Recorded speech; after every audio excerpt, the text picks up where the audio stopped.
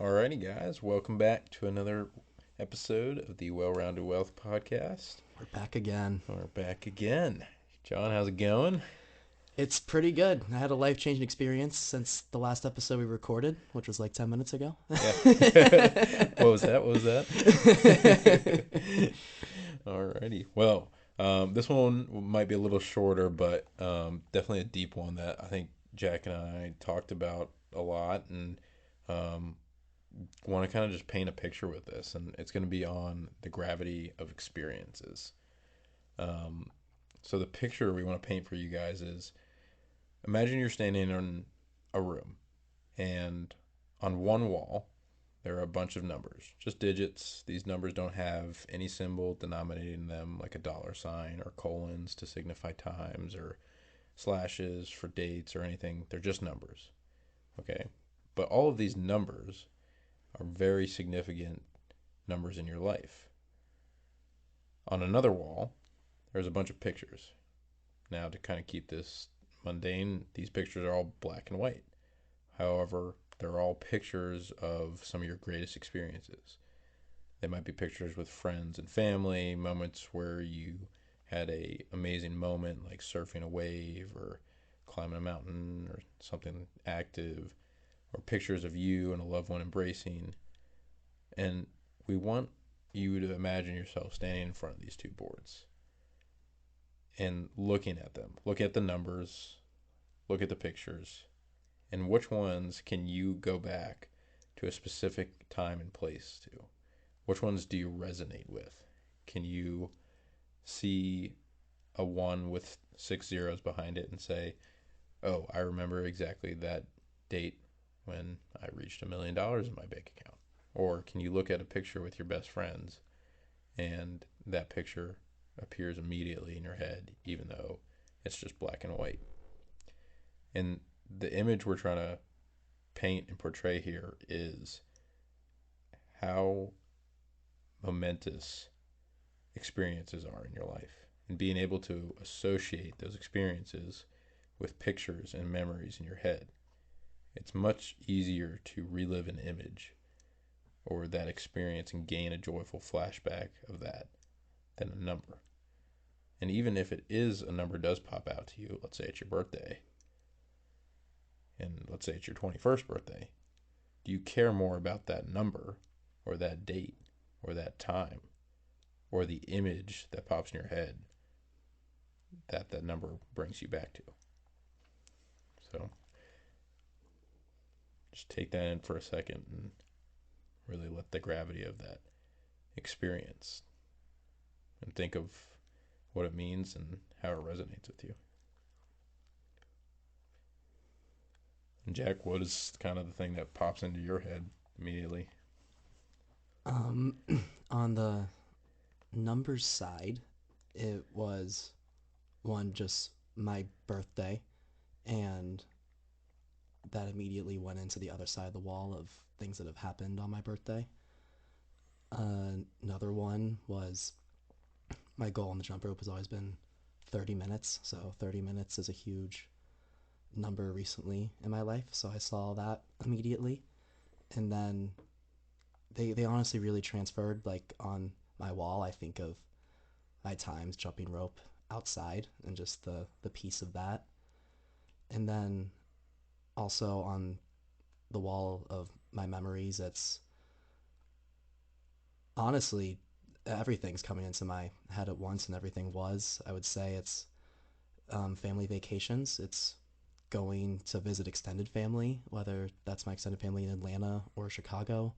Um, the round country RV trips I've taken with my extended family on the Atlanta side, experiences with you, with our friends, whether that be having ridiculous Nerf wars or um, doing a vacation to a mountain house with all of our dads, or going to the Bahamas together, going out in the city of Charlotte to bars for the first time. All of those things are kind of in my head. My fraternity is in my head. My pledge class and experiences I've had with them, my a cappella group is in my head, and singing with them and the friendships I have within the group is in my head. I can honestly keep going, but yeah, Yeah. that's kind of what's been going on in my head right now. The pictures a lot more than the numbers, but there were Yeah. numbers. Yeah. And I think that's perfect. Kind of hearing his words on how he describes himself standing in front of those two walls, and what emotions and experience he's getting from that is that it is important to strive for number goals because that's how we benchmark certain achievements in life. But when we get started, we need to shift a focus to on the experience that is connected to that journey if it is something that is a number, because that's what we'll remember later in life. Like you have, if you live to 80, you'll have 80 birthdays. But which of those 5 to 10 birthdays do you really remember? And that's something that has a lot of gravity. Like for me, especially, like this is something that I've had to shift my focus and my mindset around in the past year. I'm such a numbers driven guy, and I'm love reaching benchmarks, but we've talked about this on previous episodes. Once you reach a benchmark of a number, you'll always be striving for, oh, what's next and what's next and what's next. But and this for me really goes down to the shift I had with my Ironman training. I really wanted to break and get under 11 and a half hours on this Ironman, and that's a hefty goal. But what happens if I don't reach that? What happens if I fail? Like, how hard am I going to take that? So I've been shifting my mindset to enjoying this journey and the images and the experiences I have through this training. There's some things I never thought I would have experienced that I have through training. Like just the other week, I was out on the road and I was in the back countries of who knows where, and there's about a half mile long of a cow crossing. And the farmer's out on the road with his truck and his trailer. He's like, "Hey, buddy, you need a break. I got cows crossing." And I'm like, all right, fair enough. So, like, that's something I never thought I would have experienced. Um, but I got a lot of joy just from being outside and going through the progression of I'm growing myself, I'm growing my mindset, I'm finding more stuff out about myself just through this this ability to experience a new thing in life. Yeah, that's really interesting because I think of my numbers goals, and for example, like when something happens that interferes when I'm working really hard, like for example, like I said, my example of like hitting that 30 minutes on the jump rope, if something happens to get in the way of that, like how something happened to you with cows crossing, you having to stop. Yeah. I I mean, stuff and little things have happened where I've had to stop, and I get so angry because I'm just so focused on the goal. Yep. And I think that's really cool that you just kind of are like, this is such a crazy experience. Yep. This is wild. There are a ton of cows crossing, and I am just watching this. And instead of being mad that that affected your um, workout into getting closer to your 11 and a half hour goal, if I remember Yeah. correctly, then like I could.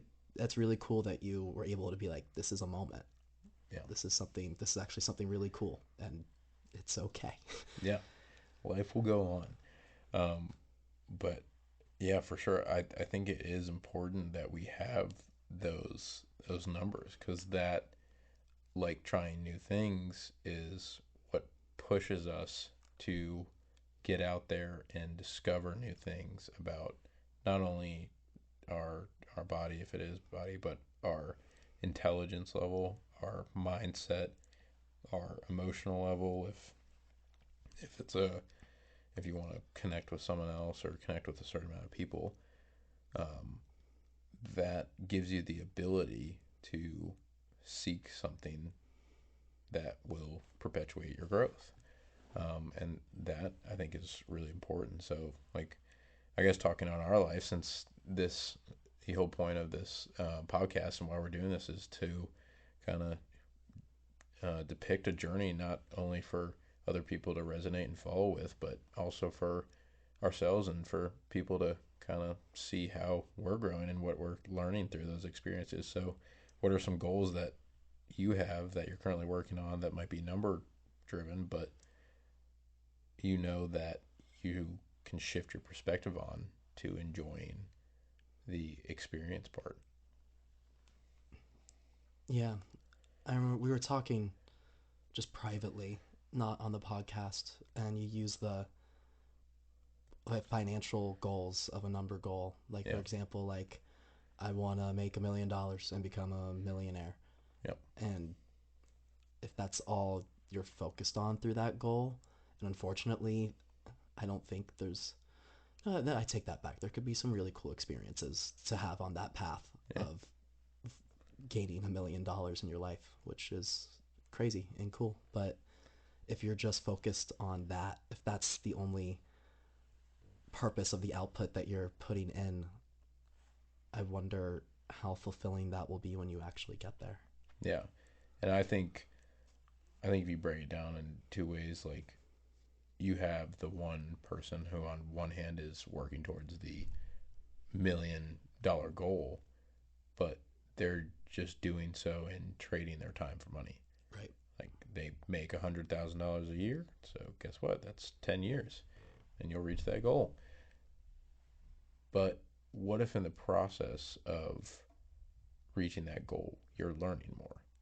So what if you're in a company and you're starting in one position, but then you get the opportunity to go to another location around the country or around the world, Mm-hmm. get a different perspective, and guess what? You're still on the path to that $1 million, but you're leveraging the resources you have to get new experiences.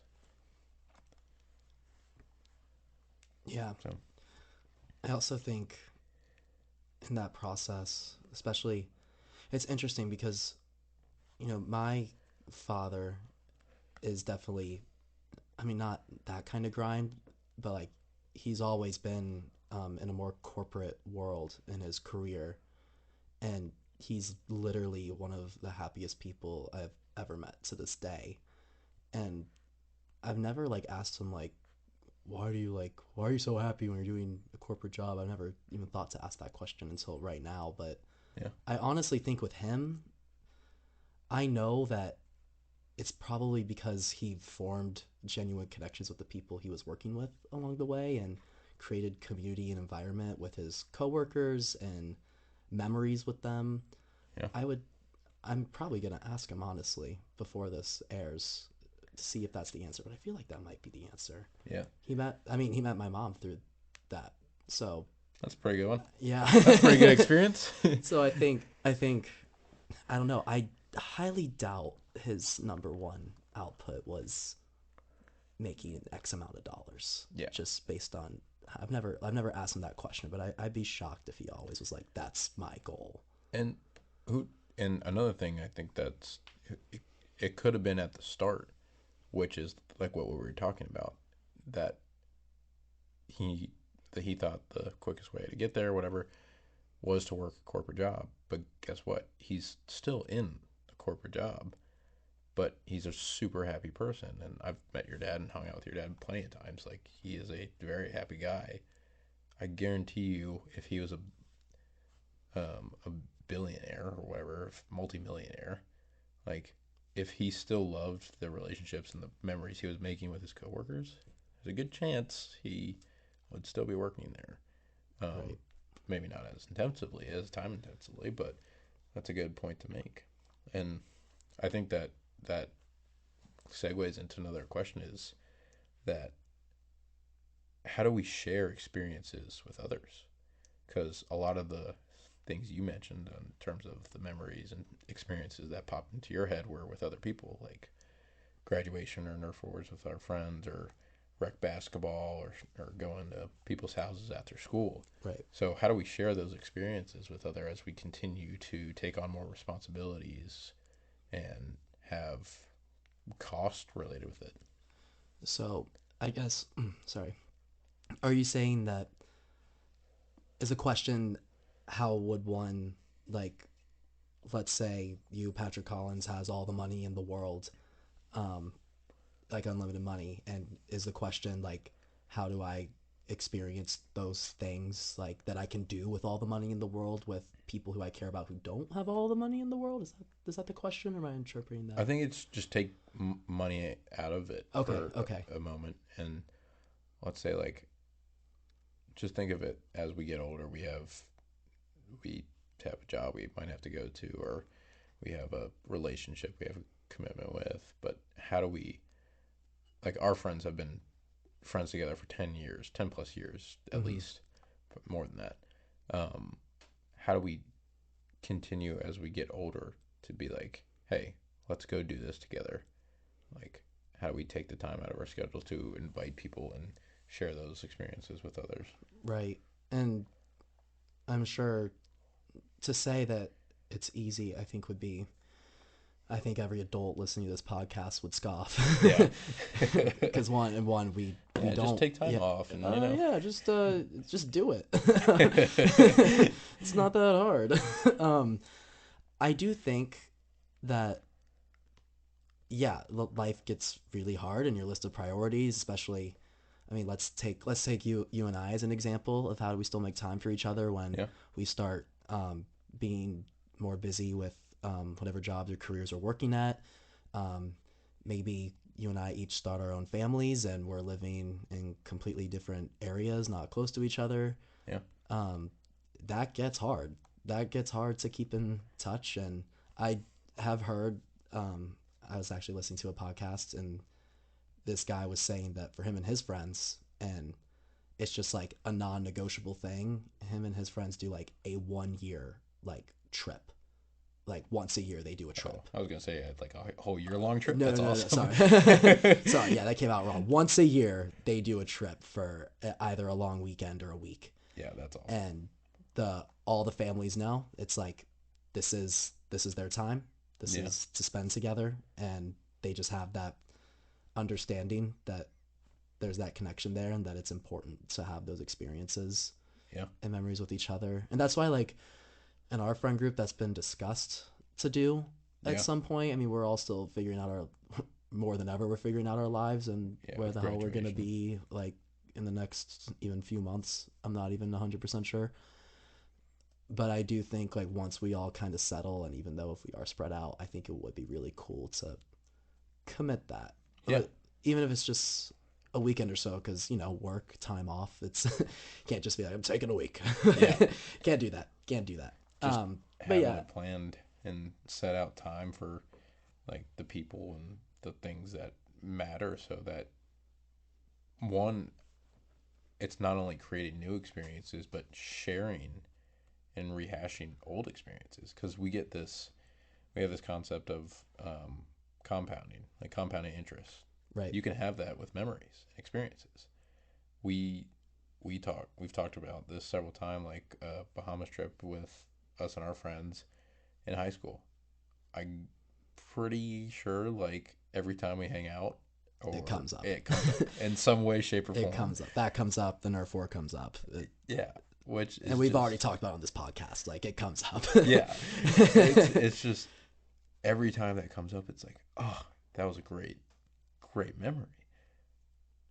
As you continue to incorporate new experiences with old friends and reconnect, and make new friends along the way, like that is an amazing way of sharing and growing that memory interest, but also adding to it.